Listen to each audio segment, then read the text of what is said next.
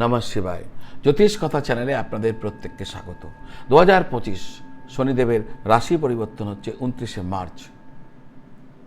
এই যে শনিদেব তার রাশি কুম্ভ, বর্তমান রাশি কুম্ভ থেকে মীন রাশিতে আসছেন, এর ফলে প্রত্যেকটা মানুষের জীবনে কিছু না কিছু প্রভাব করবে। ভালো মন্দ, খারাপ, অতি ভালো অতি খারাপ, নানা রকম প্রভাব করবে।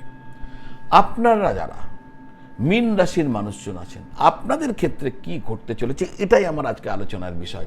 এই আলোচনাটাকে বুঝতে গেলে আপনাকে আরেকটা জিনিসকে খেয়াল করতে হবে যে আপনার জন্মপত্রিকাতে শনিদেব কি অবস্থায় রয়েছেন, কতটা শক্তিশালী, কতটা ভালো, এটা আপনাকে জানতে হবে। পাশাপাশি আপনার বর্তমান দশা অন্তর্দশা আপনার পক্ষে না আপনার বিপক্ষে, সেটাকেও জানতে হবে। সব যদি আপনার পক্ষে থাকে তাহলে ফলাফল ভালো হচ্ছে, যদি ফলাফল পক্ষে না থাকে তাহলে কিন্তু তার বিপরীত হচ্ছে। ভালো হোক, খারাপ হোক, মাঝারি হোক, যাই হোক না কেন, আমি এক মহা উপায় আপনাদের আলোচনা শেষে বলবো, যা সেটাকে যদি আপনারা গ্রহণ করেন তাহলে নিশ্চিতভাবে কোথা থেকে দুর্যোগ কেটে যাবে বা আপনার ভালোকে আরও ভালোভাবে আপনি পেয়ে যাবেন। সেই ক্ষেত্রে শনিদেব আপনাকে আশীর্বাদ করবে যদি আপনি নিষ্ঠা ভক্তি বলে সেই উপায়টিকে করতে পারেন। অন্তিমে আপনাকে নিশ্চিতভাবে ওই মহা উপায় আপনাকে জানিয়ে দেবো। অর্থাৎ মূল আলোচনায় যাবার আগে আপনারা যারা আপনার জন্মপত্রিকা বা জ্যোতিষীয় কোনো জিজ্ঞাসা নিয়ে আমাকে দেখাতে চাইছেন, আমার সঙ্গে যোগাযোগ করতে চাইছেন, এই স্ক্রিনের নিচে যে নাম্বার দেওয়া আছে 9830564500, ওই নাম্বারে ফোন করে বা হোয়াটসঅ্যাপ করে যোগাযোগ করলে আমার অফিস থেকে আপনাকে ডিটেলসভাবে জানিয়ে দেবে কিভাবে আপনারা আমার সাথে কানেক্ট করতে পারবেন বা কানেক্টেড হতে পারবেন। দর্শক বন্ধু, যদি এই চ্যানেলের কন্টেন্ট আপনার ভালো লাগে তাহলে আমার বিনম্র নিবেদন, এই চ্যানেলটিকে সাবস্ক্রাইব করে বেল আইকন প্রেস করে আমাকে সাপোর্ট করবেন, আমাকে সাপোর্ট করে আমার পাশে থাকবেন। আসা যাক আজকের আলোচনা হচ্ছে এই যে রাশি পরিবর্তন করছেন শনিদেব, কি হতে চলেছে আপনারা যারা মীন রাশির মানুষজন, কি হতে চলেছে তার একটা ইঙ্গিত। এই গোচর শুরু যখন এই যে গোচর হচ্ছে, এর ফলে শনিদেব একাদশপতি এবং দ্বাদশপতি হয়ে আপনার রাশিতে এসে অবস্থান করছেন এবং ওখান থেকে তৃতীয় ঘর, সপ্তম ঘর এবং দশম ঘরকে দৃষ্টি দেবেন। এর ফলে কি হবে, আপনার কাজের ক্ষেত্রে না প্রচুর এনার্জি এসে যাবে, প্রচুর উৎসাহ এসে যাবে, প্রচুর এনার্জেটিক হয়ে যাবেন, উদ্দীপনা বেড়ে যাবে। তো উৎসাহ উদ্দীপনা আপনার বৃদ্ধি পাবে, আপনার পরাক্রম বৃদ্ধি পাবে। যারা সোশ্যাল মিডিয়া নিয়ে কাজ করছেন তারা যথেষ্ট ক্রিয়েটিভিটি দেখাবেন এই সময়কালে। ভাই বোনদের সাথে আপনার সম্পর্ক ভালো থাকবে।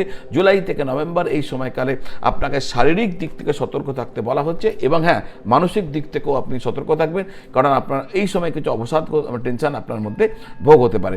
জীবন সঙ্গীর স্বাস্থ্য ক্ষেত্রে কিন্তু সমস্যা ভোগ হতে পারে, তাই সাবধান থাকবেন। দাম্পত্য ক্ষেত্রে উত্থান পতন ঘটতে পারে এমন সম্ভাবনা দেখতে পাচ্ছি, তাই এক্ষেত্রেও সতর্ক থাকবেন। যারা ব্যবসা করছেন তাদের জন্য সময় ভালো থাকবে, ব্যবসায় ভালো লাভ ঘটবে। কিন্তু তা সত্ত্বেও যারা অংশীদারি ব্যবসা করছেন, পার্টনারশিপ ব্যবসায় রয়েছেন, তাদের ক্ষেত্রে কিন্তু আমি একটু সাবধান থাকতে বলবো। ব্যবসার ক্ষেত্রে নতুন সম্পর্ক, নতুন রিলেশন কিন্তু আসতে পারে, হতে পারে, স্থাপিত হতে পারে। যারা চাকরি করছেন তাদেরকে একটু বোঝাপড়া রেখে আর একটু বেশি পরিশ্রম করে যদি চাকরিটা করতে পারেন, অর্থাৎ কর্মক্ষেত্রে সকলের সঙ্গে ব্যালেন্স করে চলা, ঊর্ধ্বতন কর্তৃপক্ষের সঙ্গে ব্যালেন্স করে চলা আর প্রচুর মেহনত করা, যদি এটাকে আপনি কন্টিনিউ করতে পারেন তাহলে চাকরির ক্ষেত্রে লাভবান হবেন। কর্মক্ষেত্রে যদিও আপনার মানসিক চাপ এই সময় থাকবে। এবার উপায়, কোন উপায় করবেন যা আপনাকে সবভাবে রক্ষা করবে, সবভাবে লাভ দেবে? দেখুন, এই উপায় করতে হবে আপনাকে 2025-এ, 2026-এ, 2027-এ। আর এই যে উপায় করবেন, এর জন্য 5টি লোহার বাটি প্রতি বছর আপনাকে সংগ্রহ করতে হবে। লোহার বড় বাটি, অন্য কোনো মেটাল না, লোহার। তো আর এটা আপনার করতে হবে পরপর 5 শনিবার। যে শনিবার শুরু করবেন, ধরুন সেই শনিবার থেকে আপনি পরপর 5 শনিবার করতে হবে, মাঝখানে গ্যাপ দিলে হবে না।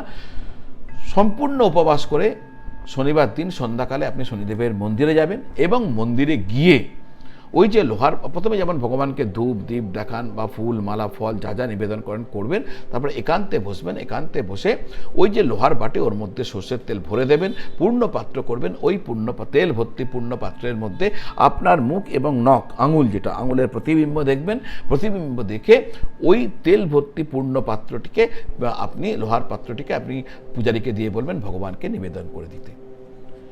ওটি আর কখনো ফেরত না তেল ফেরত নেবেন, না পাত্র ফেরত নেবেন, মন্দিরেই থাকবে। আপনি বলছেন আমি দিয়েছি, এবার মন্দিরের কাজে লাগাবেন, যেমন আপনাদের ইচ্ছা, ফেরত নেবেন না। এরপর আপনি ওখানে পুষ্পাঞ্জলি দেবেন, ব্রতকথা শুনবেন এবং প্রসাদ গ্রহণ করবেন। ওখানেই প্রসাদ ভক্ষণ করবেন, হাত মুখ পা ধুয়ে বাড়ি আসবেন, বাড়িতে প্রসাদ আনবেন না। এটা পরপর 5 শনিবার করবেন, 2025-এ, 2026-এ, 2027-এ। দেখবেন শনিদেবের কৃপায় না আপনি অনেকভাবে ভালো থাকবেন। আজ এই পর্যন্ত, আবার দেখা হবে। নমস্কার।